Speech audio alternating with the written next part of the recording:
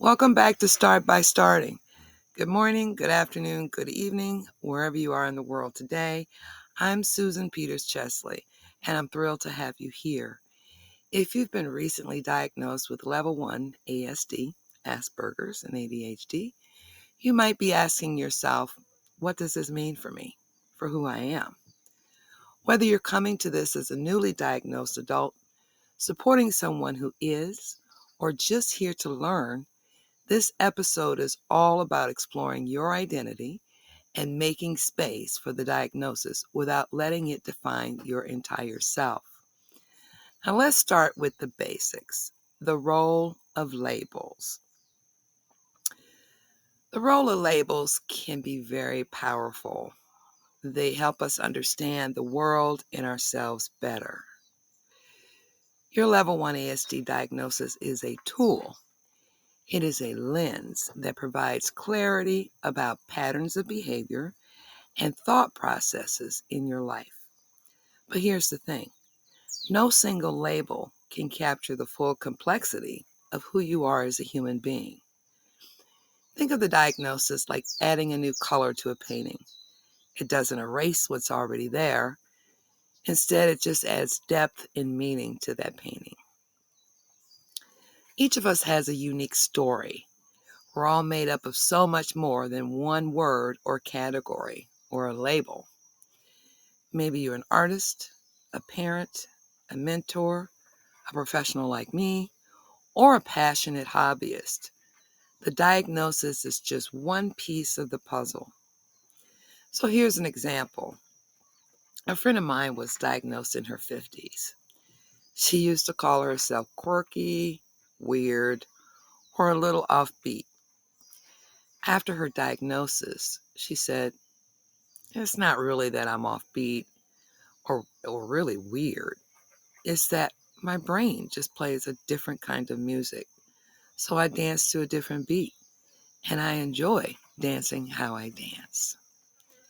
So her diagnosis gave her insight, but it didn't change her love for gardening or for dancing or her knack for storytelling or her deep care for her family. And actually, it made her care more deeply and be more understanding of her world around her.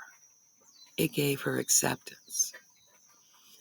So, what are some strategies for embracing your identity? Let's talk about how you can embrace your neurodivergence as part of who you are, while also honoring all the parts of your personal identity. Practice self-affirmations. I start each day with affirmations like, I am more than one word. I am complex, valuable, I am enough, and I am evolving. Another one could be, being autistic is a part of me, but it's not all of who I am. The label can't explain the complexities of who I am as a human. Now, some may disagree with this last sentiment about being autistic is a part of me, not all of me. I've heard that in many autistic groups, but it's a little bit more than just being just an autistic person. That's one dimension. And it's okay if you disagree with this sentiment. No one has to agree with everything. You can have your own point of view. But it's simply saying, yes, I am autistic, and I accept that. But I am more than just this label. I am a fully evolving human being with a lot of things about me that are great. Not everything I have to talk about is centered around autism, though. I can talk about politics, art, movies, and music. But when you are first coming into your diagnosis, you will find yourself, that's all you want to talk about. And believe me, it gets to be a bit much when people are around you. But honestly, there are people who blame everything they do on their diagnosis. Instead of being accountable for their words and actions, they just take the easy route to not personally developing themselves, and they reside in victim mode. You've met some people like this. Maybe it was you. And you know what? To be honest, it was me at first too. But you can change your thought patterns. You can change how you speak to others.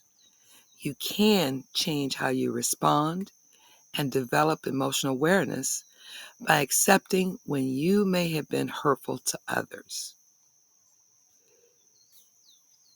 You can also manage your emotional responses without having a full-on meltdown. You're an adult and you become accountable at a certain age for your actions and your responses. Now, I'm 64. I do still have meltdowns. I just don't have them in public. But within the first few moments of that meltdown, I stand back and I was like, wait. Okay, it's really not that bad, but it's okay to express your emotions. You shouldn't have to push down how you feel for anyone else. Someone the other day told me I was talking about something that I was really upset about, and I just wanted someone to hear me. And she stopped me mid-sentence and said, you know, I'd really rather not hear this. I'd really talk about things more positive. And so that shut me down. Number one, it dismissed my feelings. It dismissed who I was as a person. It told me she couldn't accept my negative feelings or how I felt or how I expressed them. And so, you know what? I will no longer express anything to her. It shut down the whole relationship. And when I asked her about it, she just kept going on about the positivity. And so I've just decided she's just not a safe person for me to take my mask off and be the full human being that I am. And that hurt a bit. But hopefully, maybe one day she'll realize, if it happens to her, how that feels when the shoe is on the other foot. So yes, all this takes practice, but you must first become willing to do so. Now next, let's reflect on your interests and values. So take a moment to list 5 things you value most about yourself.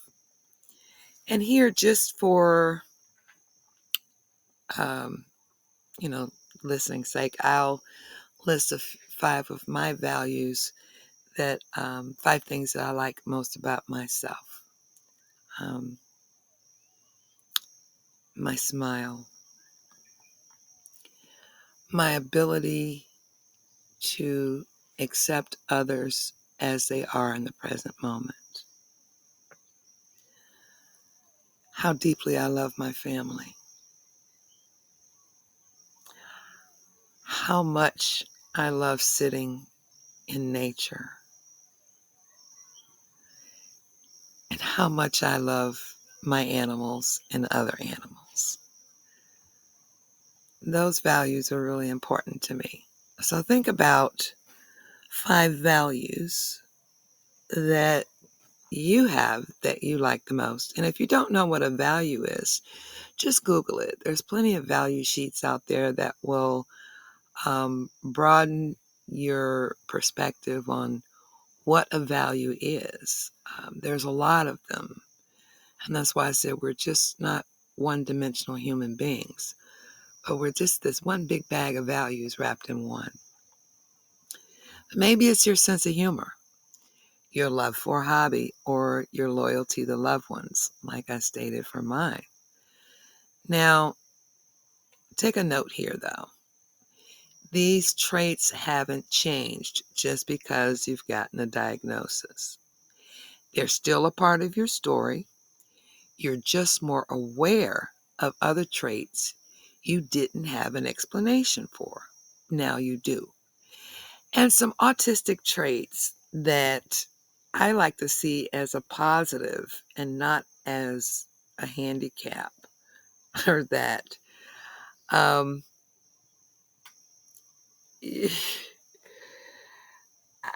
my sense of humor is off the hook. And yes, sometimes I don't know when to stop, but people love me and they love coming back for more. I am a dirty old lady. I have always been a dirty person, but not, gross dirty, just undercover. And, but I do have to know when it's appropriate and when it's not appropriate, who can accept it and who can't accept it. Pick your battles, choose the right people to be your dirty self with. So you can also use creative outlets. You can write, paint, or even record your voice memos about how you're feeling. That way you can replay them. I love voice memos. You can replay them and hear yourself again, repeat these wonderful things about yourself when you're really going through moments of self-doubt, not feeling enough, or you're going through grief. And honestly, there are just some days you wake up and you can't stand who you are. Listen to these voice memos. Remind yourself how great a person you are. Because honestly, you're not always going to have someone there to stroke your ego or to make you feel good about yourself.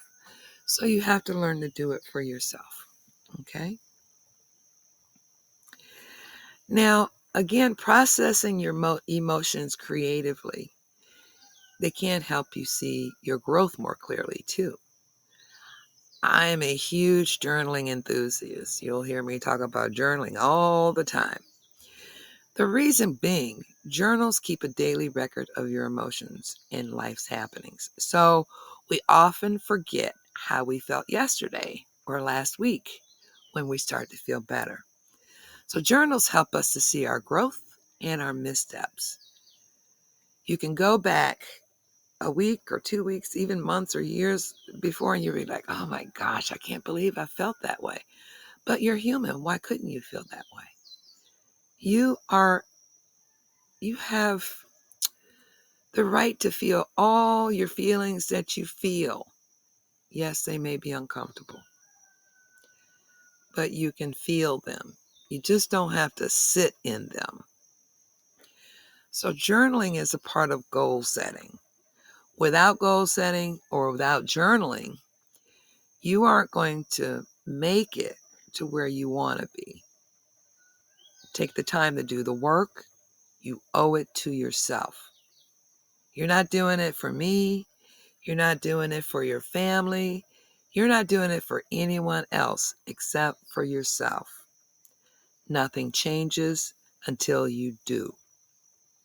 So remember, your diagnosis is just one piece of the incredible person you are. And after all, it's just a word, right? Embrace it. Learn from it. But remember, it does not define you.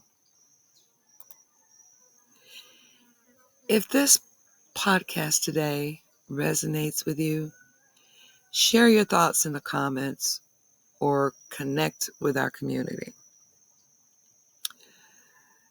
Tune in for next week's episode, Navigating Self-Acceptance, How to Embrace Your True Self as a Late Diagnosed Adult. I'll have some work for you to do during that next episode. You're going to be able to download a workbook and commit to taking the time during that week away to do it. and you'll see the growth you've only wished for. Wishes don't make you empowered. Putting in the effort to do something does. People often come to me really afraid of what coaching is about. They're afraid that what I'm going to do is pick out all their flaws and tell them all the terrible things that they've done. That's not how it works. That's not even how therapy works. Coaching gives you tools, like the tools that I have here, workbooks that you do when you're not in session. That determines how successful you will be in meeting your goals of empowering yourself. If you don't take the time to do the workbooks, to do the journaling, to ask yourself questions, to sit down, do your breathing exercises when you're upset, you're going to stay exactly where you are today. And where are you today? Are you happy with every area of your life? When you wake up in the morning, are you waking up with yesterday's problems on your mind? Or are you waking up happy? Are you waking up ready to face the world for today's challenges because you've equipped yourself with the work to face the challenges? So these are questions you really need to ask yourself. What do I need to become self-accepting of not only just my diagnosis, but who I am? Because if you really think about it, I was thinking about it today. As far as back as I can remember, and I think it happened about the age of 5 when I was first told that I was adopted. And I noticed that people in my family treated me differently. They talked to me differently. They excluded me from some things. I started feeling not enough, less than. And my need for perfectionism started then. I needed to do everything just right. I needed to look a certain way to be loved. I needed to behave a certain way to be loved.